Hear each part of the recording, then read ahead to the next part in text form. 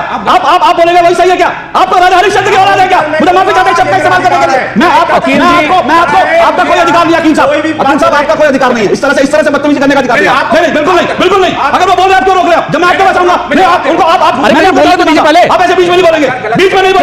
जैसे आपने आम आदमी पार्टी ने विज्ञापन देकर बाकी चैनलों को खरीद रखा है, हम आम आदमी पार्टी किसी के विज्ञापनों में बिकते नहीं है। अशोक श्रीवास्तव या डीडी न्यूज किसी के विज्ञापनों में बिकेगा नहीं, क्योंकि आपकी राज में विज्ञापन घोटाला भी हो चुका है। आपने कैसे विज्ञापन दे देकर, और एक दिल्ली के एक पत्रकार को, मैं अखबार का नाम जानता हूं, पत्रकार का नाम जानता हूं, सिर्फ इसलिए उसको निकाल बाहर करवाया था आम आदमी पार्टी ने, और उस अखबार को यह दबाव डालकर कि हम विज्ञापन बंद कर देंगे उस पत्रकार को निकाला था, क्योंकि उस पत्रकार ने अरविंद केजरीवाल से कुछ कड़े सवाल पूछ लिए थे।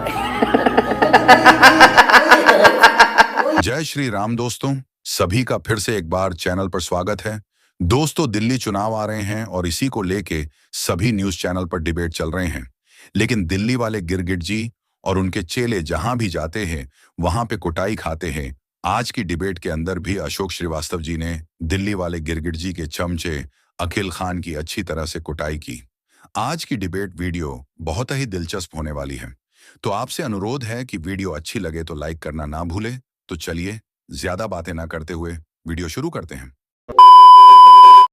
चलो भाई, पार्टी अरविंद केजरीवाल कह रहे हैं कि हमको कोसने के अलावा बीजेपी के पास कोई काम नहीं है, लेकिन जो सवाल आरोप पत्र से उठे हैं उन सवालों का जवाब तो आम आदमी पार्टी से पूछा जाएगा। 10 साल से सत्ता में है, वो सवाल पूछे जाएंगे 10 साल में आपने क्या किया, जो वादे किए थे वो क्यों नहीं हुए। अभी यमुना का सफाई सबसे बड़ा एक मामला है। यमुना की आज जितनी गंदी है, इससे पहले यमुना कभी इतनी गंदी नहीं थी, और अरविंद केजरीवाल हर 5 साल में एक नई डेडलाइन देते हैं। तो क्या ये सवाल नहीं पूछा जाना चाहिए अरविंद केजरीवाल से? मैं इन सब पे चर्चा करूंगा, और इन सब पे चर्चा करने पर, सवाल पूछने पर मेरा मेहमानों से आग्रह, इधर उधर मत भागिए, सवालों का जवाब दीजिए। लेकिन दिक्कत क्या है ना कि लोग जो हैं, मैं फिर कह रहा हूं, बात हम दिल्ली की करते हैं और वो नई दिल्ली से घूम करके सीधा न्यूयॉर्क पहुंच जाते हैं, क्योंकि सवालों के जवाब नहीं होते। मैं जानता हूं।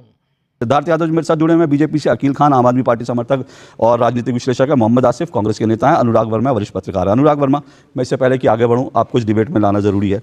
क्या आप मानते हैं ये जो सवाल हैं, ये सवाल उठाना, इन सवालों पर चर्चा करना, दिल्ली का चुनाव है तो दिल्ली के चुनाव पर चर्चा होगी, इससे क्यों किसी को एतराज होना चाहिए?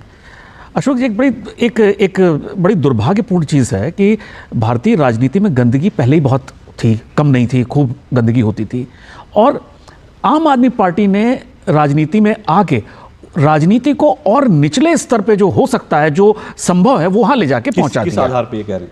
इसके आधार क्या है? आपके सामने आम आदमी पार्टी के प्रवक्ता जो किसी बात का जवाब देने को तैयार नहीं है। इनके राष्ट्रीय नेता से लेके एक प्रवक्ता तक कोई बात का जवाब देने को तैयार नहीं है। आपने जो बात कही कि हमने काम क्या किया शिक्षा पे और बिजली पे, पानी पे, जरूरी चीजें थी, उस समय मेरा दिल कर रहा था पूछूं कि क्या शराब भी इसी कैटेगरी में आती है? क्या बात है सर, क्या बात है सर। जो पानी और बिजली के साथ शराब भी दिल्ली के हर बच्चे तक पहुंचानी थी कि हर गली में दुकानें खुलवा दी।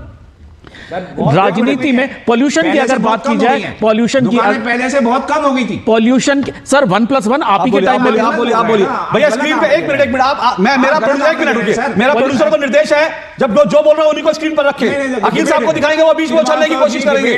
हटाइए, नहीं बीच में, नहीं आप जब बोल रहे थे तो वो बोल रहे थे क्या? आप जब बोल रहे थे वो बोल रहे थे क्या? नहीं आप जब बोल रहे थे वो बोल रहे थे क्या? आप बोलेंगे वही सही है क्या? आपको राजा हरिश्चंद्र की औलाद है क्या? मुझे माफी चाहते हैं शब्द का इस्तेमाल करने के लिए। मैं आपका कोई अधिकार नहीं, अकील साहब आपका कोई अधिकार नहीं है इस तरह से बदतमीजी करने का अधिकार नहीं, बिल्कुल नहीं। अगर वो बोल रहे हैं आप क्यों रोक रहे हैं? जब मैं आपके पास आऊंगा मैं उनको बोलने तो दीजिए पहले। आप ऐसे बीच में नहीं बोलेंगे, बीच में नहीं बोलेंगे। क्या गलत बोल रहा है? बीच में आप नहीं बोलेंगे।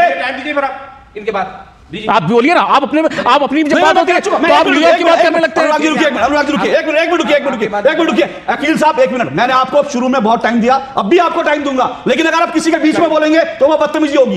प्लीज मेरा आपसे मैं आपसे बहुत विनम्रता से सुनिए। अकील साहब आप मेरे मित्र हैं। एक मिनट अकील साहब, मेरी बात सुनिए, कभी सुनना भी सीखिए, मेरी बात सुनना भी सीखिए। सुनिए, आप सुनाने के लिए नहीं आए। हटाइए इनको, हटाइए। गजब बेइज्जती है।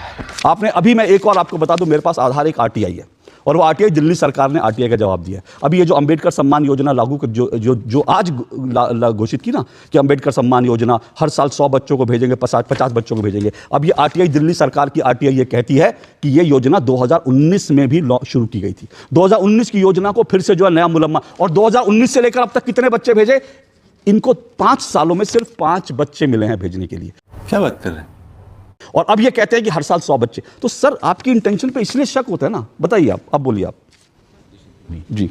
देखिए, बीजेपी सरकार ने और एलजी ने और जो नया कानून बनाया है उसने इन हमारे जितने भी नेता हैं, अरविंद केजरीवाल जी, मनीष सिसोदिया जी, जैन साहब, आपके संजय सिंह जी, जितने बड़े बड़े नेता हैं, इनको बिना किसी कारण के, बिना किसी प्रूफ के, बिना किसी चार्जशीट के इतने महीनों सालों रखा जेल के अंदर, ये डिस्टर्ब करने के लिए कि ये जो स्मूथली जो काम कर रहे हैं पब्लिक के, ये किसी तरह से डैमेज हो और इनको हम रोकें, और रोका उन्होंने। अब ये वापस आए हैं तो अब ये इसको नए सिरे से हम लोगों को वो करना पड़ रहा है, फोर्स करना पड़ रहा है। एलजी साहब देखिए चीफ मिनिस्टर जो है ना आतिशी जी बार जा रही हैं एलजी साहब से रिक्वेस्ट करने के लिए कि जो आपने टर्मिनेट किए हैं, जो आपके बसों में चलते थे, वो सबको आप प्लीज वापस कीजिए। एलजी साहब कहते हैं हाँ कर देंगे। अच्छा ठीक है, तो ये एक जिम्मेदार एलजी साहब एक राज्यपाल है, वो भी चीफ मिनिस्टर के ऊपर डाल रखा है अकॉर्डिंग टू ड्यू लॉ। तो मोदी जी को अगर हमारे देश की चिंता है, दिल्ली की चिंता, सुन लीजिए, तो मोदी जी क्यों नहीं एक्शन लेते हैं? सवाल पूछना सुनिए, आपका कहना यह है कि ये जो योजना है, ये जो आप लोग लागू नहीं कर पाए, ये इसलिए नहीं कर पाए क्योंकि एलजी साहब ने नहीं लागू करने दी। देखिए तो आपने इसलिए रीलॉन्च कर दिया, भेज दिया बिना किसी कारण के, सारा डिस्ट्रप्शन किया, एडमिनिस्ट्रेशन को अपने अंडर में ले लिया, एडमिनिस्ट्रेशन जितने भी लोग हैं उनको डरा धमका करके आगे देख लीजिए, ये आप डरा धमका कर बोला है कि आम आदमी। बहुत दुर्भाग्यपूर्ण स्थिति इस देश में, जब से ये अपीजमेंट की राजनीति और जो फ्रीबीज की राजनीति ने देश को एक गलत डायरेक्शन में डाल दिया है। फ्रीबीज की राजनीति के चक्कर में आप मुझे चुनाव में आप मुझे वोट देंगे, सरकार बनाएंगे तो आपको 1000 रुपए दे देंगे, 2000 रुपए दे देंगे। इस चीज में जो जनता ट्रैप में फंसती है, उसका फायदा आम आदमी पार्टी जैसे राजनीतिक दल उठा रहे हैं। ऐसे आम आदमी पार्टी भी नहीं। देखिए, जहां तक मैं बड़ा स्पष्ट कर दूं, देखिए जहां तक ये फ्रीबीज की बात है, योजनाओं की बात है, हर पार्टी अपनी अपनी तरह से अपने अपने राज्य में इस तरह की योजना लाती है। कोई कहती है फ्रीबीज है, कोई कहती है कि वेलफेयर स्कीम है। लेकिन मैं सिर्फ ये बात कह रहा हूं, आपने आज की डिबेट में देखा, आज की डिबेट में सारी डिबेट जो है बार बार गुजरात की बात तरफ जा रही थी, केंद्र की तरफ जा रही थी। अगर दिल्ली का चुनाव है तो दिल्ली के मुद्दों पर बात करने में आपको इतना डर क्यों लगता है? बात तो सही है। दिल्ली के सवालों पर आप भागते क्यों? ये सवाल अगर मैं पूछता हूं तो किसी को ऐतराज क्यों होता है? अभी अकील खान साहब मुझे कह रहे थे कि बाकी लोग जो है बड़ी प्रोफेशनल बहस करते हैं, आप क्यों नहीं करते? तो अकील खान साहब बता दूं आपको, जैसे आपने आम आदमी पार्टी ने विज्ञापन देकर बाकी चैनलों को खरीद रखा है, हम आम आदमी पार्टी किसी के विज्ञापनों में बिकते नहीं है। अशोक श्रीवास्तव या डीडी न्यूज किसी के विज्ञापनों में बिकेगा नहीं, क्योंकि आपकी राज्य में विज्ञापन घोटाला भी हो चुका है। आपने कैसे विज्ञापन दे देकर, और एक दिल्ली के एक पत्रकार को, मैं अखबार का नाम जानता हूं, पत्रकार का नाम जानता हूं, सिर्फ इसलिए उसको निकाल बाहर करवाया था आम आदमी पार्टी ने, और उस अखबार को यह दबाव डालकर कि हम विज्ञापन बंद कर देंगे, उस पत्रकार को निकाला था क्योंकि उस पत्रकार ने अरविंद केजरीवाल से कुछ कड़े सवाल पूछ लिए थे। तो हम ना किसी विज्ञापन के भरोसे हैं, ना हम आपसे डरते हैं, ना हम आपके लिए काम करते हैं। इसलिए हम सवाल पूछेंगे और तथ्य दिखाकर सवाल करेंगे। आपको अगर सवालों से डर लगता हो तो वो अलग बात है। मजा आया।